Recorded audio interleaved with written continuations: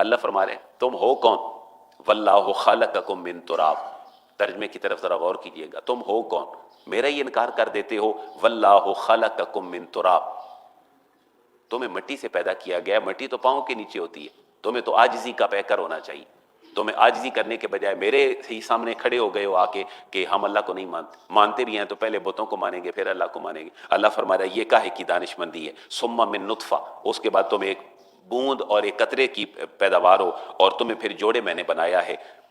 کوئی مؤنث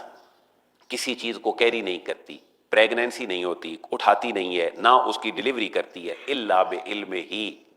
مگر اللہ کے علم میں۔ اللہ پوری کائنات کے نظام کو، کسی کی عمر زیادہ ہو تھوڑی ہو، اللہ فرما رہا ہے الا فی کتاب، میں نے اپنے پورے رجسٹر کے اندر اس نظام کو لکھ دیا ہے۔ اور اللہ فرما رہا ہے دو سمندر برابر نہیں ہو سکتے، ملتے نہیں ہیں، وما یستوی البحران، آج دنیا نے یہ دیکھا ہے کہ دو رنگ کے پانی، دو ذائقے کے پانی، دو مزاجوں کے پانی آپس میں ملتے، ایک کا رنگ ذائقہ الگ ہے، دوسرے کا الگ ہے، اور پھر اس پانی کے اندر تمہارے لیے لحمن طریہ، فریش گوشت،